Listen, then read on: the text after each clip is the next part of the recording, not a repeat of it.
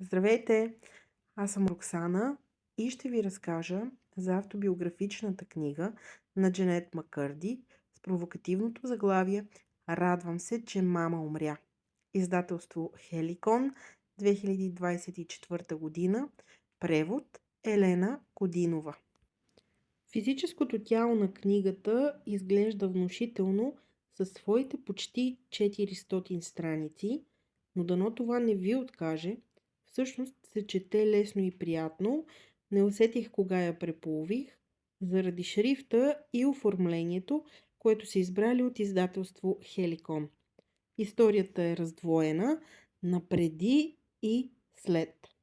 Преди първия раздел има две страници, в които наблюдаваме като че отгоре трима братя и една сестра, събрали се около болничното легло на умиращата им майка. Всеки казва по една голяма новина от живота си, надявайки се тя да ги чуе, да се шокира и да се събуди. Преди. Семейство Маккърди празнуват заедно с приятели рождения ден на Джанет. Картината е позната на повечето от нас. Пременени хора, подаръци, торта, свещи и едно пожелание с присвити очи от страна на рожденничката.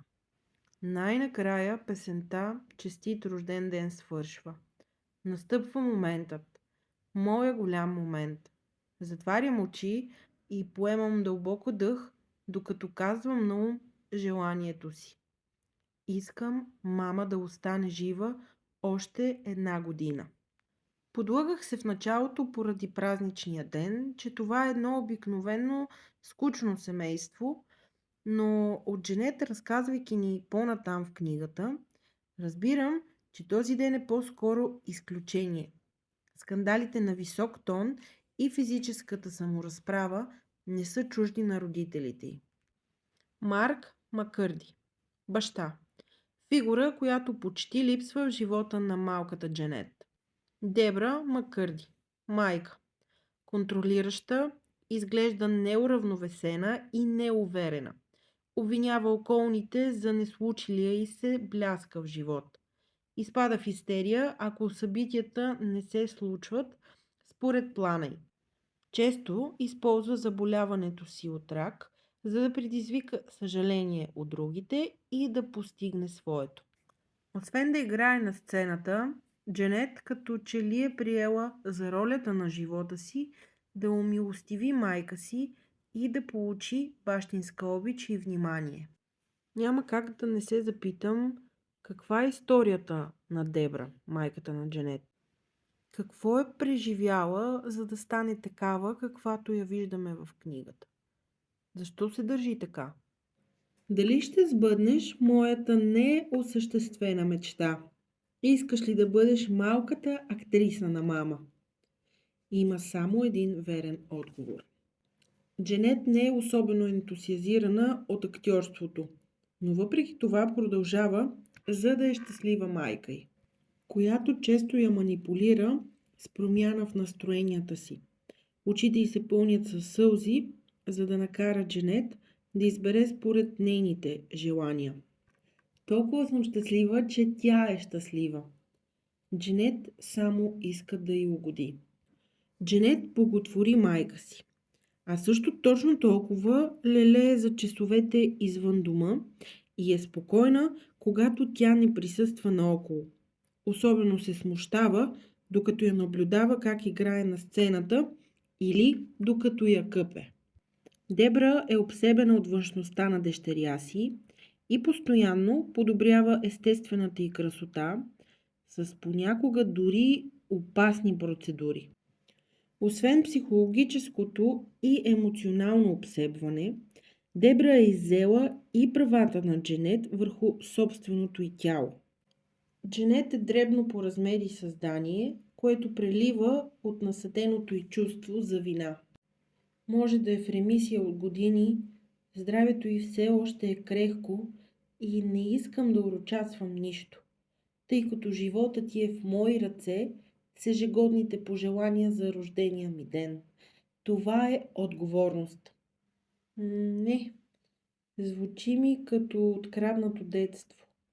Отговорност, която едно дете не може и не трябва да поема.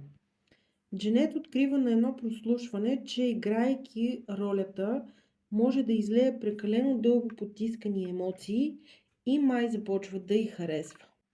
Ето, че получава първата си главна роля. Мечтата на майка й се сбъдна и двете са много щастливи, а Дженет тайно се надява майка й да се успокои.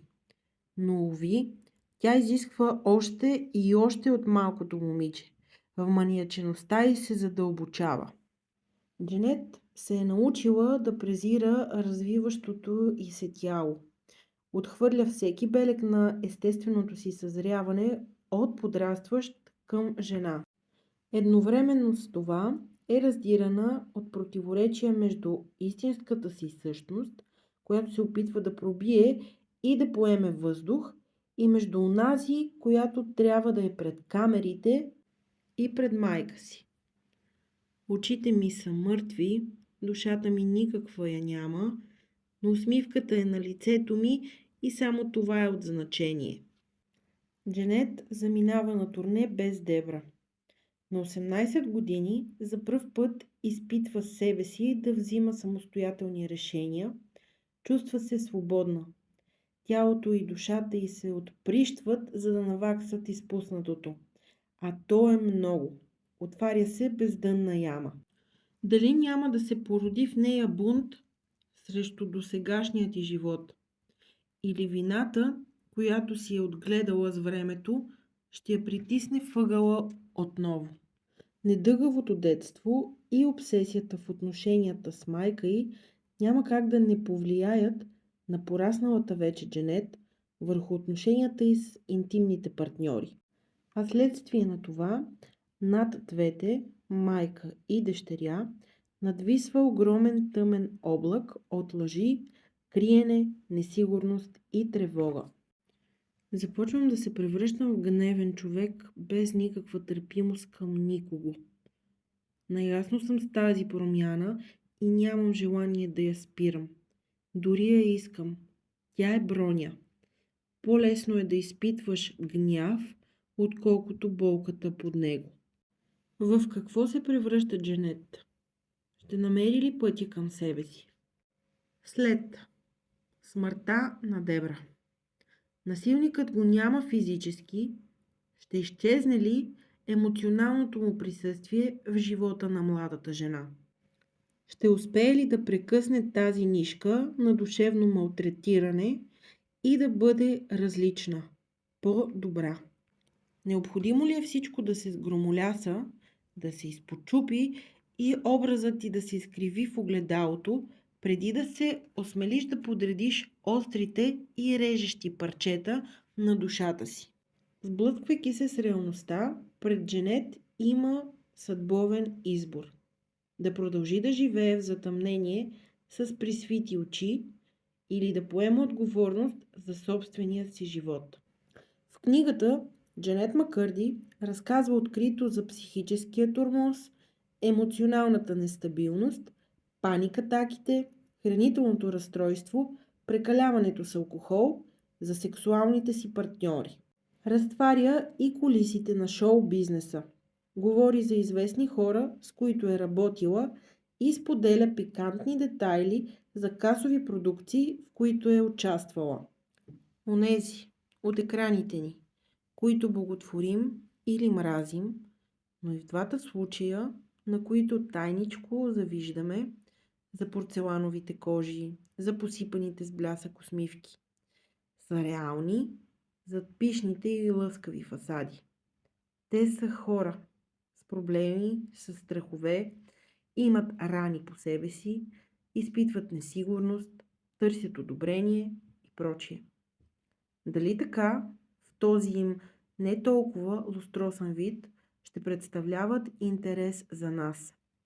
Ще ги задържим ли въобще на екраните си?